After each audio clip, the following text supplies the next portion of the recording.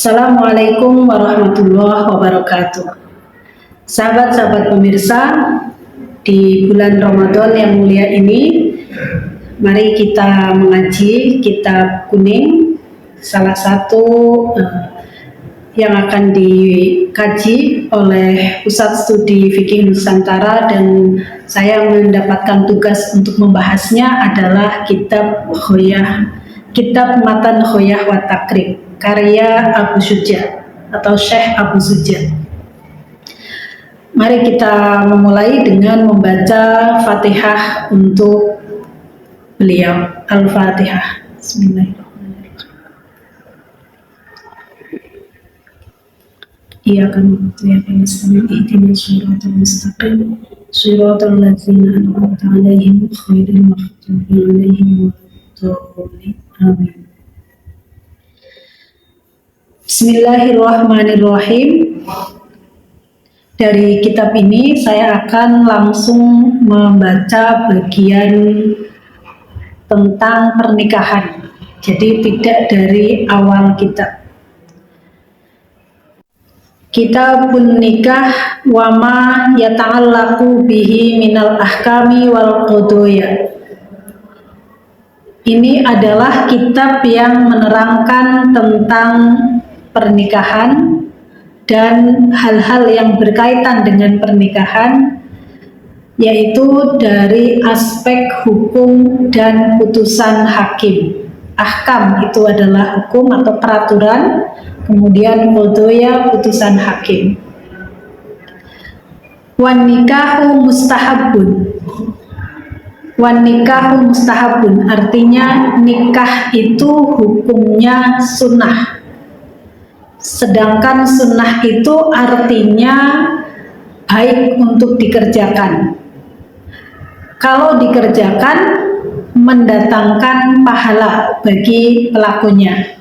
Sedangkan kalau tidak dikerjakan maka tidak menimbulkan dosa. Sunat bagi siapa? Nah, ini ada keterangannya, ada batasannya. Liman yahtaju ilaihi, liman bagi seseorang atau bagi orang, yahtaju yang sudah butuh, ilaihi kepada nikah. Nah, jadi hukum nikah itu sunnah hanya bagi orang yang sudah membutuhkan nikah. Bagi yang belum, ya tidak jadi sunnah. Nah, maka dalam perbincangan sehari-hari, kalau kita mengatakan nikah itu sunnah, lalu kalau tidak nikah itu artinya tidak menjalankan sunnah, ini adalah topik yang berbeda. Di selain kitab ini, hukum nikah dibuat lebih rinci oleh para ulama. Nah, sunnah itu bagi yang sudah membutuhkan dan mampu. Mampu itu apa? Yang mampu mengambil tanggung jawab sebagai suami maupun sebagai istri. Kalau belum mampu, maka tidak jadi sunnah. Nah, kemudian bisa berubah juga hukumnya selain sunnah. Misalnya bagi orang yang ingin tetapi tidak mampu, secara ekonomi tidak mampu tetapi secara seksual ingin. Nah, ini hukumnya bukan sunnah tetapi makruh. Dia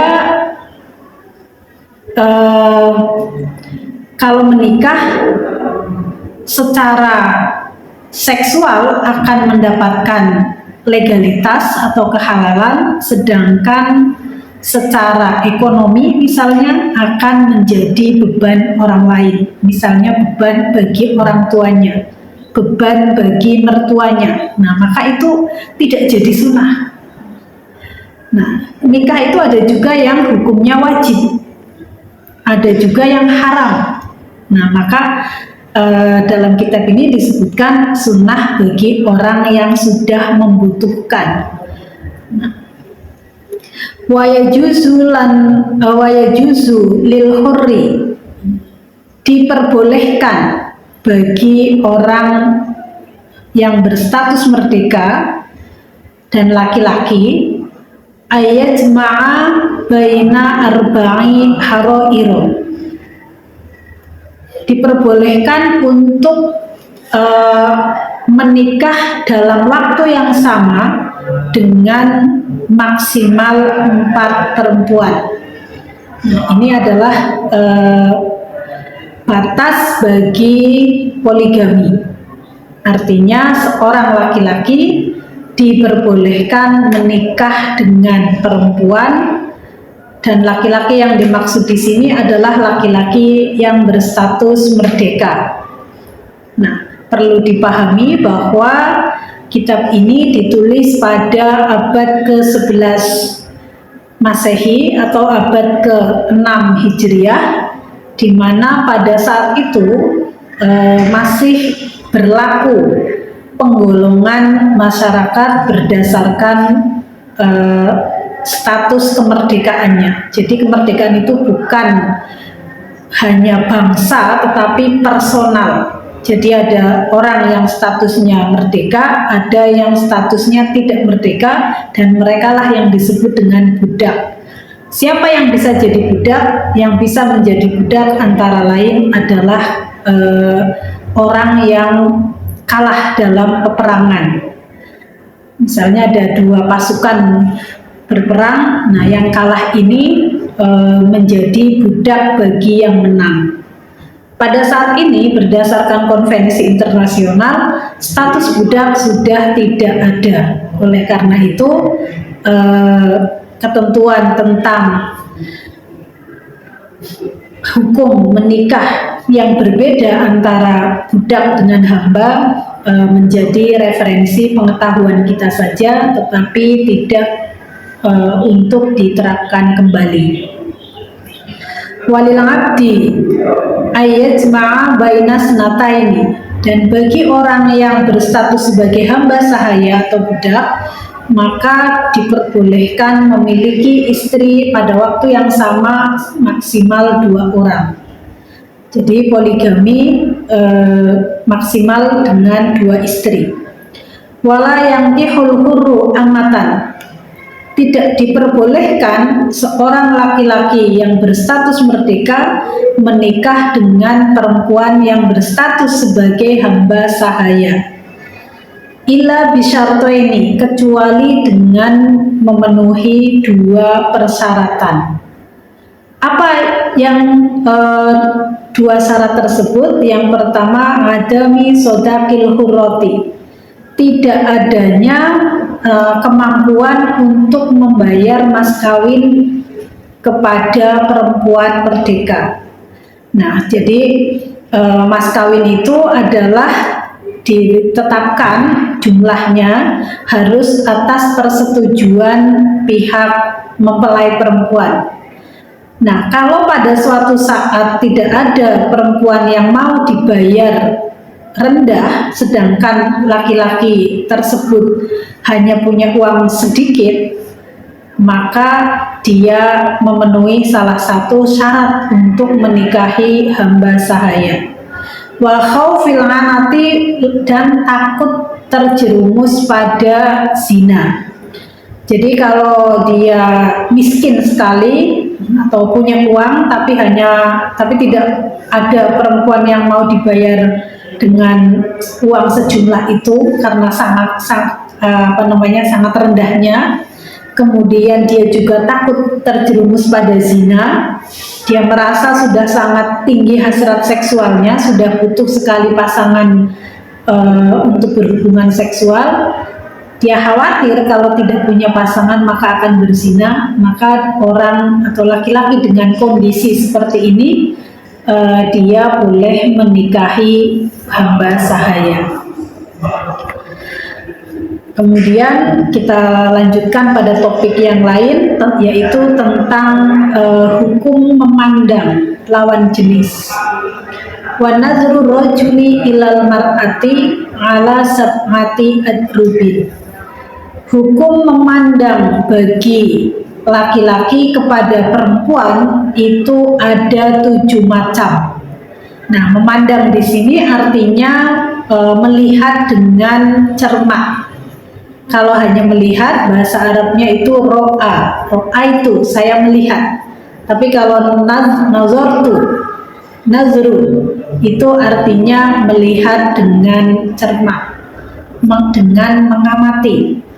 Nah, hukumnya ada 7. Yang pertama, ahaduha. Yang pertama, nazruhu ila ajnabiyatin, memandangnya seorang laki-laki kepada perempuan lain, li ghairi hajatin, tanpa adanya keperluan, fa ghairu jaizin, maka hukumnya tidak boleh. Nah, di sini seorang laki-laki memandangi perempuan lain itu artinya dia perempuan yang tidak memiliki hubungan perkawinan dengannya, jadi bukan istrinya, dan juga tidak punya hubungan mahram, tidak punya hubungan musaharoh. Mahram itu yang berkaitan dengan darah, ikat pertalian darah. Kalau musaharoh itu hubungan dengan mertua. Nah, kalau tidak ada satupun hubungan ini, maka memandangi itu hukumnya tidak boleh. Sebaliknya, perempuan memandangi laki-laki lain yang tidak ada hubungan mahram, bukan suaminya, itu juga sama hukumnya, nggak boleh. Nggak boleh itu artinya apa? Kalau dilakukan berarti mendatangkan dosa. Kalau tidak dilakukan berarti dia akan mendapatkan pahala. Nah, jadi kalau sekarang ada orang terganggu dipandangi oleh orang asing, itu betul, memandangi apalagi dari ujung kaki sampai ujung rambut sekarang bisa dimasukkan ke dalam perbuatan pelecehan seksual kalau orang yang bersangkutan sangat terganggu. Nah, ternyata di dalam kitab ini sudah dibahas, nggak boleh memandangi seperti itu.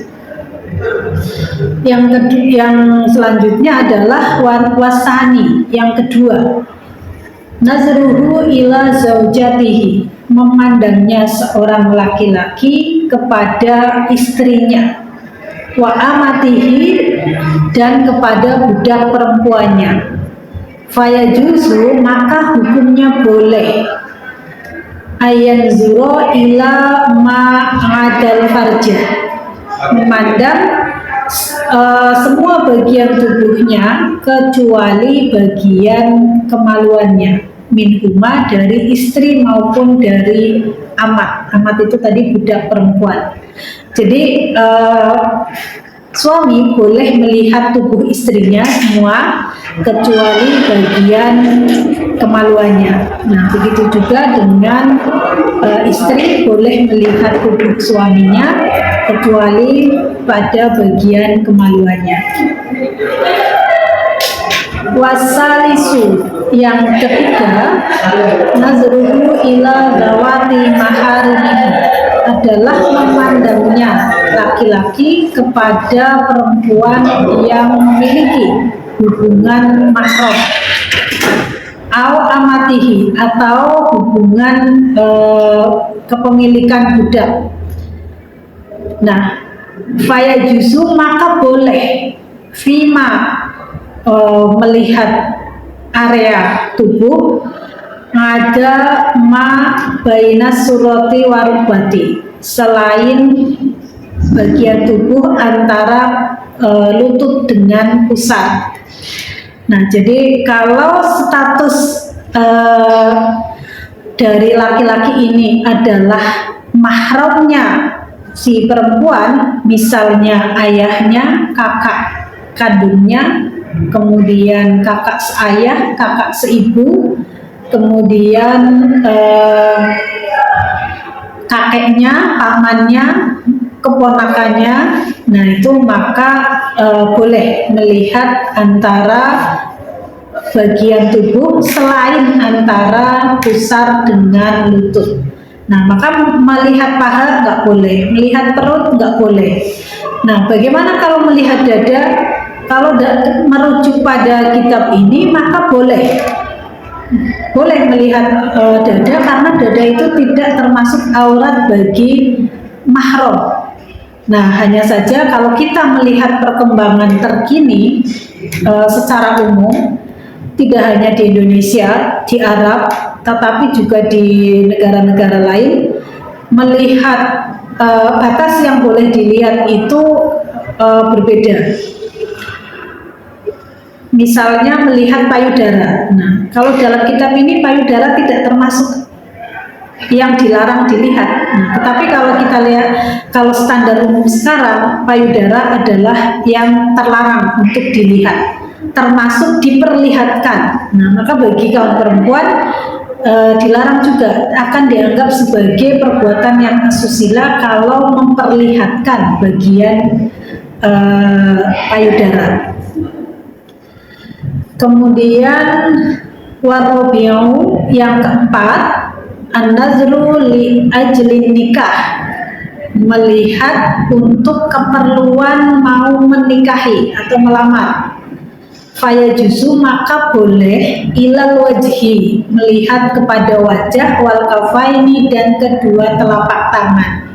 Nah, jadi kalau untuk keperluan ta'aruf, keperluan berkenalan yang arahnya mau menikah, mempertimbangkan menikah, maka boleh melihat wajah dan kedua telapak tangan.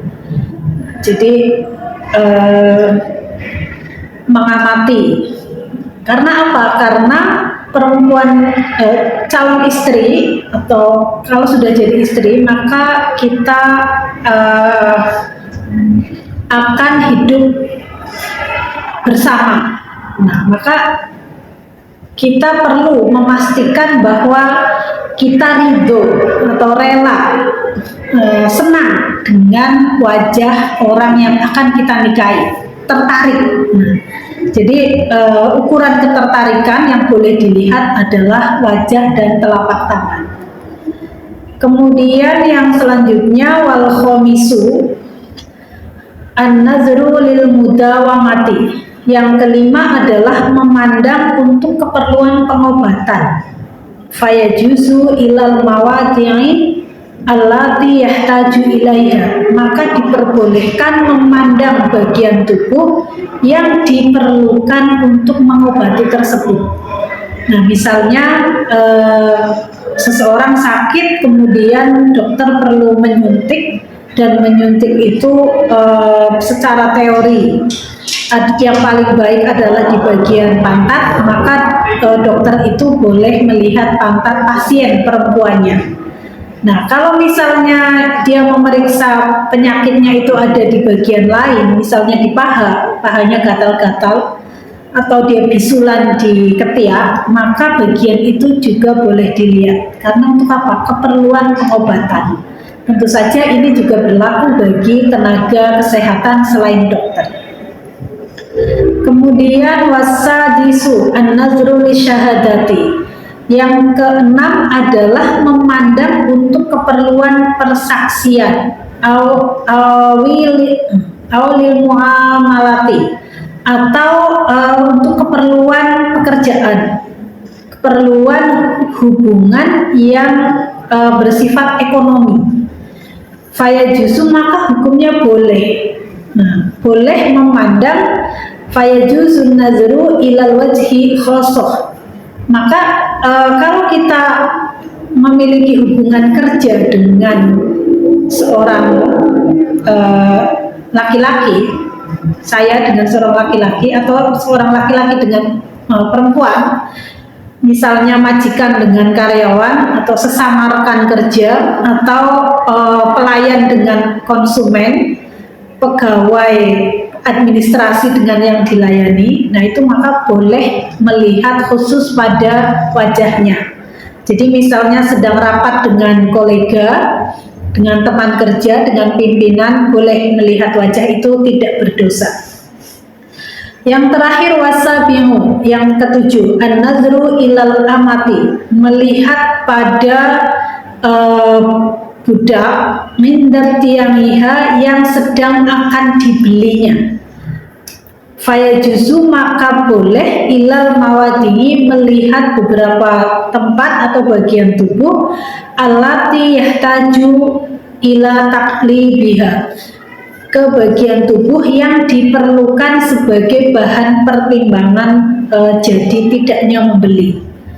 Nah, jadi yang terakhir, kalau ada seorang laki-laki mau membeli budak perempuan, ini di masa lalu tentu saja ya, kemudian dia membutuhkan keterampilan atau keahlian tertentu terkait dengan tubuh perempuan itu, maka si laki-laki ini boleh melihat bagian tubuh yang memang diperlukan untuk bekerja.